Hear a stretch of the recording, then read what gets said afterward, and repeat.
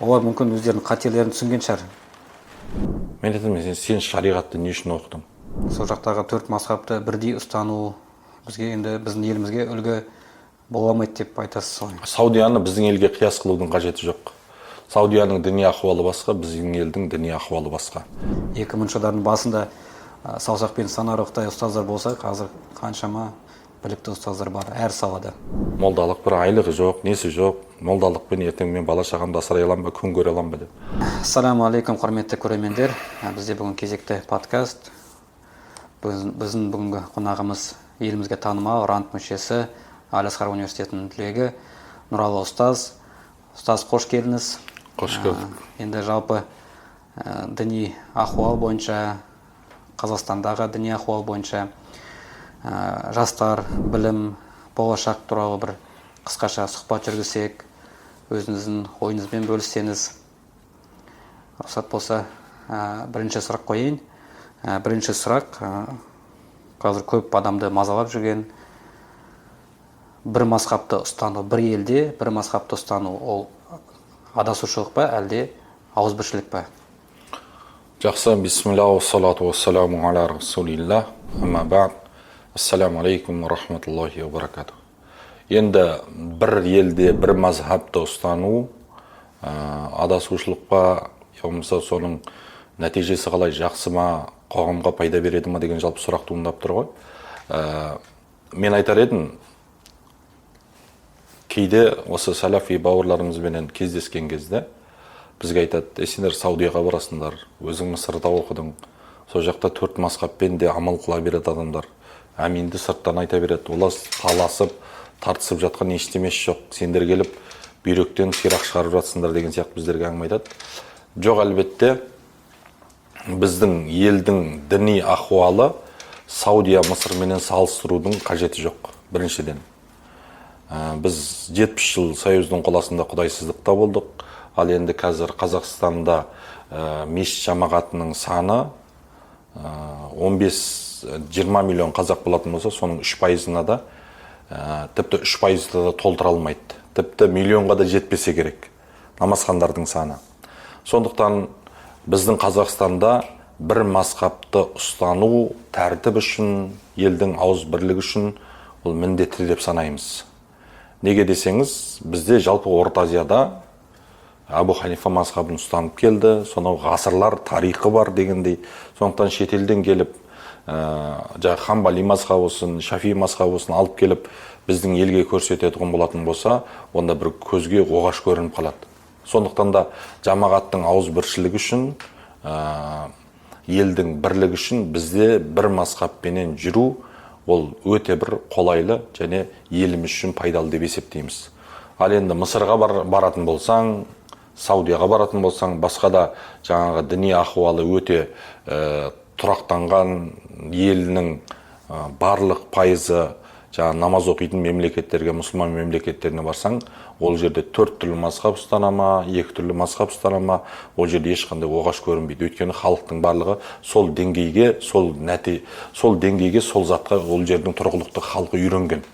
Сондықтан да осы мазхабты ұстанбайтын бауырларымыз неге үйтесіңдер, бұл мазхабсыздық деген нәрсе бір мазхабты қолдамайды деген сөз емес. Дұрыс, имам Абу Ханифа мазхабын ұстану керек деп, бірақ өздерінің жолын тыққылайтын сондай бір сәләфилік, уахабилік ағымдағы бауырларымыз өздеріне бір осы Қазақстанның ішінен ойып тұрып орын алғысы келеді. Жоқ, бізде жамағаттың ауызбіршілігі үшін, мұсылмандардың ауызбіршілігі үшін бізде бір мазхабты ұстану ол ауадай қажет деп есептейміз. Бізде айтып кеткендей, мұсылмандар саны өте аз. Қазіргі Қазақстанда. Сондықтан енді бізге араб мемлекеттері, сол жақтағы 4 мазхабты бірдей ұстану бізге енді біздің елімізге үлгі бола алмайды деп айтасыз ғой. Әлбетте, ол Саудияны біздің елге қияс қылудың қажеті жоқ. Саудияның діни ахуалы басқа, біздің елдің діни ахуалы басқа. Саудияда, мысал үшін, басқа дін өкілдері тұрмайды Саудияда. А бізде қаншама басқа дін өкілдері тұрады, атеисттер де тұрады дегендей, оны біздің елді Саудияға, яғни Мысырға, басқа араб мемлекеттерінің діни ахуалдарына қияс қылудың қажеті жоқ. Біздің елде сол бір мазхабты ұстанып, сол мазхабтың қарасын көбейтсек, міне сол кезде нағыз ауызбіршілік сол кезде болады. Рахмет ұстаз. Енді сол салафизм, уахабизм ағымдағы жүрген қаншама жастарымыз бар. Оларға түсіндіріп те жатырмыз. Енді әрине болашақта саны азаяды деп ойлаймыз. Өзіңіз ойыңыз, енді жалпы солардың болашағы, Қазақстанда болашағы бар ма осы салафизм ағымының? Енді қазақта сөз бар ғой, көп қорқытады, терең батырады дейді, көтерілген шаң басылады дейді. Әрбір ағымның кезеңі болады, келеді, ағады, кетеді дегендей, бірақ ағып кеткен кезде өзімен бірге біраз нәрсені ағызып алып кеткен секілді, біраз біздің жастарымызды өзінің соңынан ілестіріп алып кетті. Қаншама жастарымыз түрмеде өзінің жазасын өтеп отыр дегендей, жаңағы олардың ішіндегі ең бұзық топ, такфири ағымы дегендей айтпағым, енді бұлардың лидерлерінің көбісі өзінің жазасын алды ғой. Енді бұларда нақты бір жол сілтеуші болмағандығы себепті, әрине басқа шетелдегі жаңағы сәләфилік, уахабилік ағымның көсемдеріне еліктейді, пәтуаларды содан алады дегендей, бірақ та бұның да ғұмыры ұзақ емес, иншалла. Қазір енді қоғамменен араласып жүрміз, түрмелерге кіріп жүрміз, сол сәләфи бауырларымызбен де араласып жүрміз. Қоғам бәрібір өзінкін адамға мойындатады.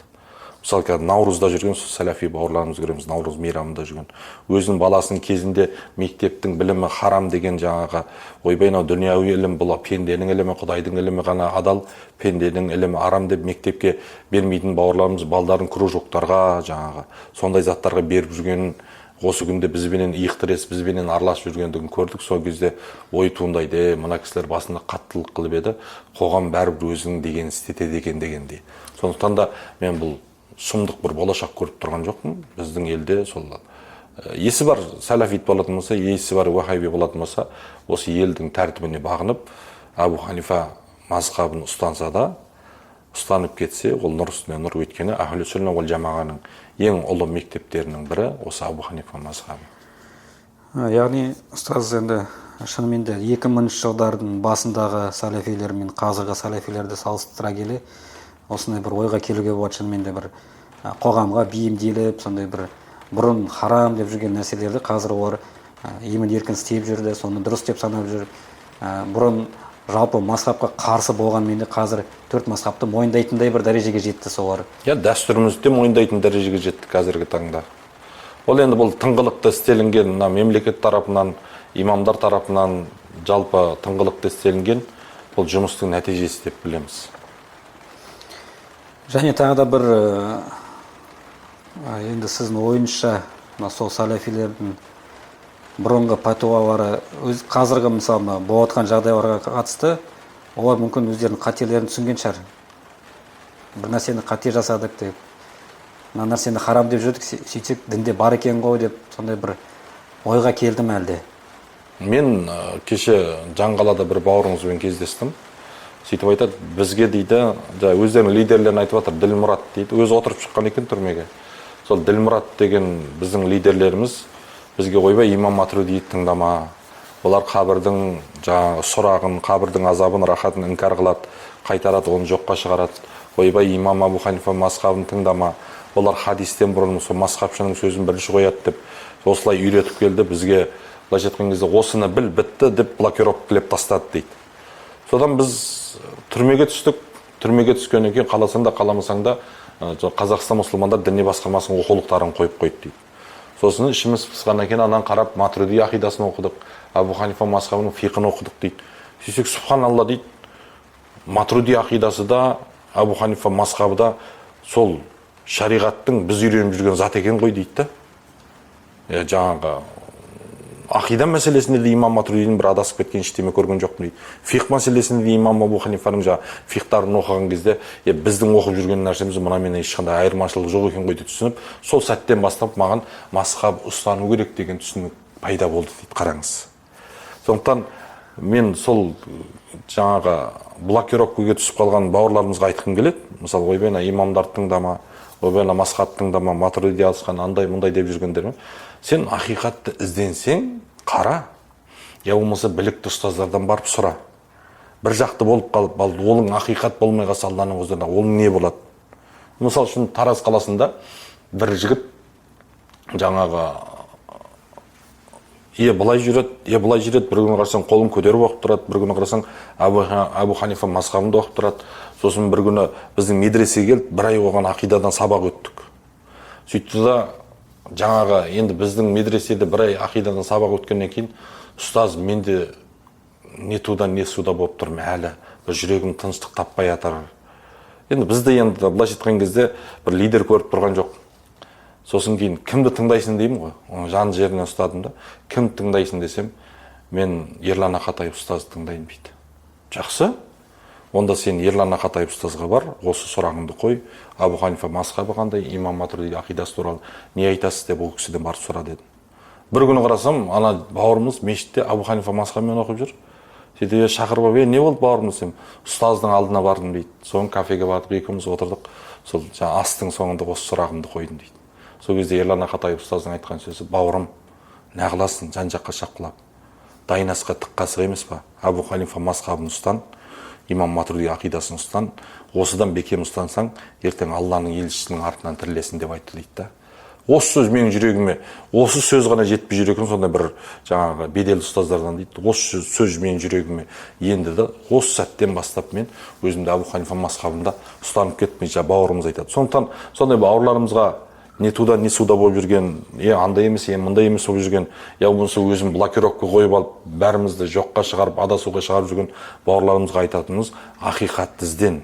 Ақиқат ол қашанда ақиқат. Ақиқатты табасын, егер ізденсең. Ал егерде тек қана бір адамның айтқанымен ғана жүріп, өзіңді блоктап тастап жүретін болсаң, онда Алла сақтасын, ақиқат таппай кетесің да.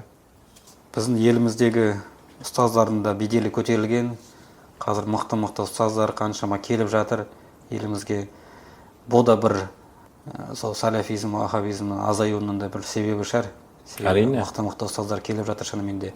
2000 жылдардың басында саусақпен санарлықтай ұстаздар болса, қазір қаншама білікті ұстаздар бар әр салада. Жоқ, мысал үшін, қазір бұрын құлақтардан наушник тыңдап алып, сені жақтырмай, намаздың уақытысы болды деп сөйтіп отыратын бауырларымыз, сол сәләфи бауырларымыз, жамағаттың ішінде сені тыңдап отырады. Бұның өзі жаңағы жайлап бері қарап келе жатыр деген сөз ғой енді. Сондықтан нәтиже ғой иншалла осының өзі. Ұстаздағы бір сұрақ, осы мектептерде дінтану сабағы кейбір мектептерде бар, кейбір мектептерде жоқ. Жалпы бір тұрақты түрде соны енгізу және сол жерде бір арнайы дінтану мамандарын әкеліп, сол жерде сабақ берсе, осы экстремизм, терроризмге қарсы бір үлкен бір иммунитет қалыптасады деп ойлайсыз ба жалпы жастардың арасында? Жақсы, енді дінтану мамандығының жалпы дінтану тақырыбын мектепте қозғау, сол жерге бір тақырып қылып кіргізу негізі оң нәтиже береді деп ойлаймын. Өйткені қазақтың баласы мұсылман ба, ол ертең бәрібір мұсылманшылығын ұстанады. Сондықтан сол қазақтың баласы, өзіңіз білесіз, статистика бойынша осы теріс бағытқа кетіп жүрген бауырларымыздың жас мөлшерін өлшейтін болсақ, 15 жас пенен 25 жастың аралығында. 15 жас пенен. Сондықтан да қаласаң да қаламасаң да қызымызды оқытқымыз келеді, 9-ды бітіріп ұлымызды колледжге түсірткіміз келеді, 11-ді бітірсе университетке түсірткіміз келеді. Біз сол өзіміздің отбасымызда және мектепте соларға ұлттық иммунитетті бойына қалыптастырып, теріс ағымдарды сол мектептерде оқытатығын болатын болса, жаңағы дұрыс. Енді ол жердегілер бір оқушыларға насихат айтпайды, бірақ ислам дінінде мынандай, христиан дінінде мынандай, яхуди, еврей дінінде мынандай деген сияқты, атеизмнің көзқарасы мынандай деген сияқты түсіндіреді. Бірақ сол мектепте осы теріс бағыттағы ислам шеңберіндегі теріс бағытта жүрген бауырларымыздың да жолын айтып отыратын болатын болса, сол мектептің қабырғасында ұлттық иммунитетті бойына қалыптастырып, соларға бір қарсы антивирус дейміз ғой, қарсы бір олардың сипаттамаларын көрсетіп мектептен түлететін болса, онда олар ешқашан теріс жолға түсіп кетпес еді. Әрине, мектепке бұндай тақырыпты кіргізу, бұндай мамандықты кіргізіп, сол теріс бағыттағы ислам әлеміндегі теріс жолда жүрген бауырларымыздың жолын айқындап, ашықтап бере алатындай мықты маман болатын болса, онда ол оң нәтиже береді. Рахмет ұстаз, тағы да енді жалпы діни білімге қатысты бізде медреселер бар, Қазақстанда Нұр Мүбарак университеті бар, соның түлектері мысалы көп жағдайда сол діни қызметтен қашады. Соларды не үшін қашады және қашпау үшін сол діни қызметке келу үшін қандай әрекеттер жасауға болады, не істеуге болады? Енді бауырым, біз кейде бүкіл өкілдіктер Қазақстан мұсылмандар діни басқармасы әр өңірдің өзінің сол жақта Нұр Мүбаракта оқып жүрген шәкірттерімен жылда бір рет кездестіреді. Сөйтіп оларға ұсыныстар айтылынады, бітіруші түлектерменен кездеседі. Сол кезде мен 2 рет осы Жамбыл облысынан барған қатысушы адам ретінде айтайын, қарным ашқаны бітіріп жатқан түлектердің бір аз ғанасы имамдыққа, ұстаздыққа шығады да, қалғаны 1-2 оқуын жалғастырады, қалған көбісі УДР-ға, жаңағы діни басқармаға, я болмаса басқа бір салаға бітіріп, сол жаққа жұмысқа тұратындығын айтып жатады. Мен айтамын, сен шариғатты не үшін оқыдың? Және сол діни білімді оқып тұрып, имамдыққа, ұстаздыққа келмей жүрген бауырларымызға айтатынымыз, басыңды тауға да соғасын, тасқа да соғасын, түбінде осы мешіттің маңайында, түбінде сол медресенің маңайына келесін. Неге? Өйткені Қазақстан сондай бір бізде дініміз енді тай-тай басып келе жатыр.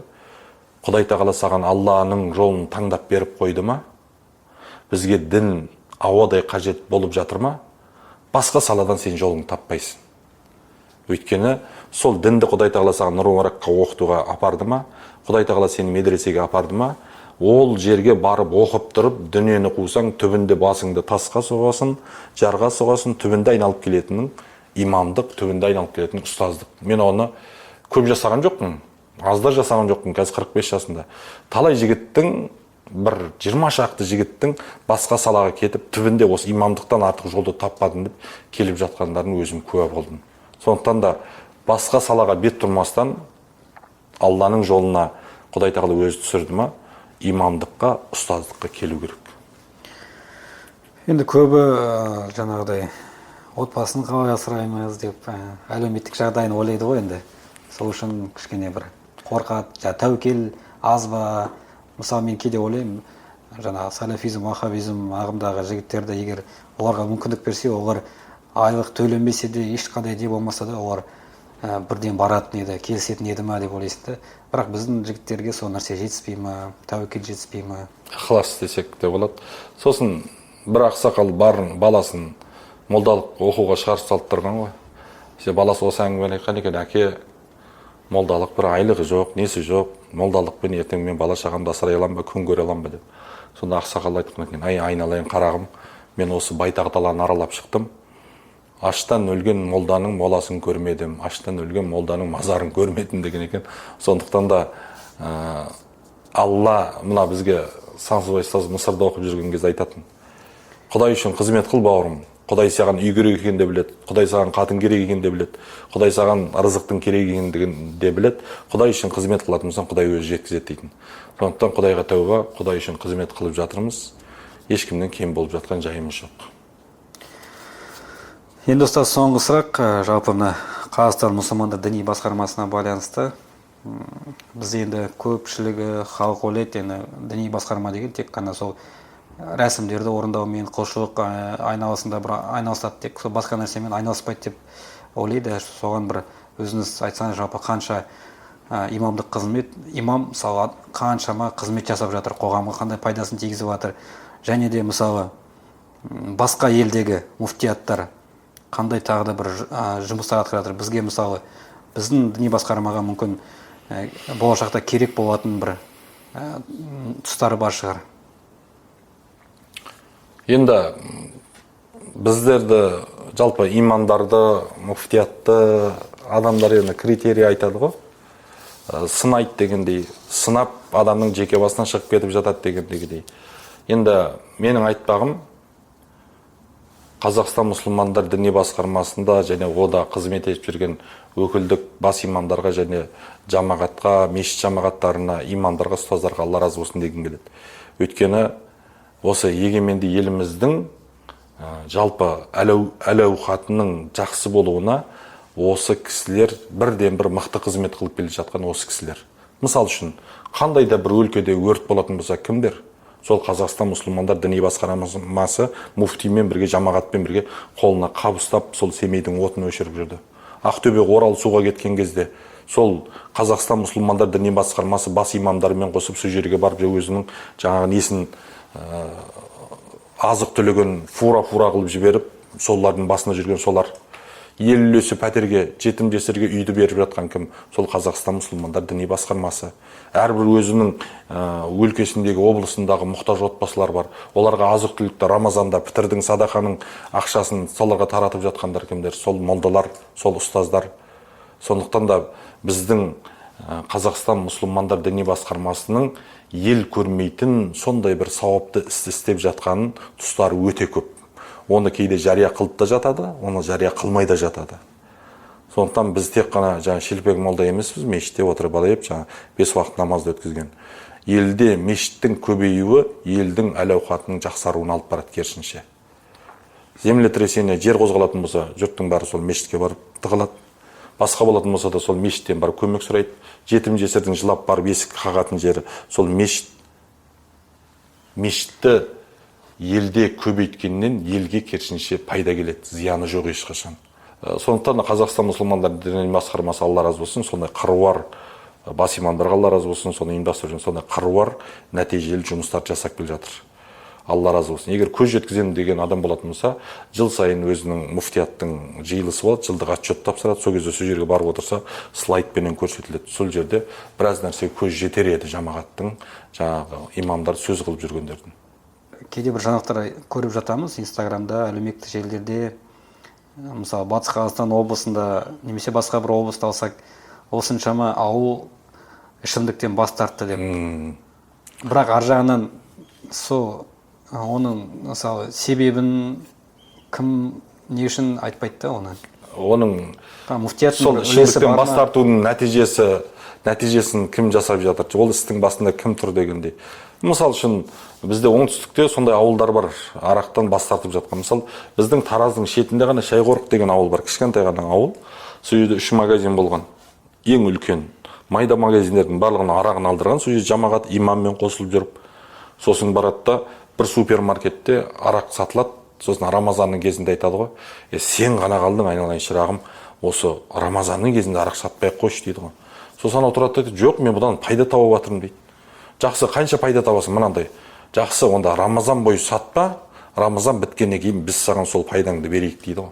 Жақсы деп келсек, сосын Рамазан бітеді, айт болады, ертесінен жігіттер жиналып барып, жаңағы ақшасын берейін деп, бауырым берген, міне келістік қой ма деп, жаңағы ақшасын беріп, жоқ, жігіттер Алла разы болсын. Мен есебімді шығардым, мен арақ сатпаған осы Рамазан айында пайдам 2 есе түсті, мен бұдан кейін өзіме арақ сатпаймын деп шешім қабылдадым деп, бір ауыл арақсыз ауылға айналды, қараңыз. Бұны жасап жатқан кім? Арақтан пайда көрген адам жоқ. Жетім жесірдің көбеюі сол арақтан. Пайғамбарымыз саллаллаху алейхи айтты, арақ бүкіл жаманшылықтың кілті деді. Ұрлықта сол арақтан шығады, зинада сол арақтан шығады.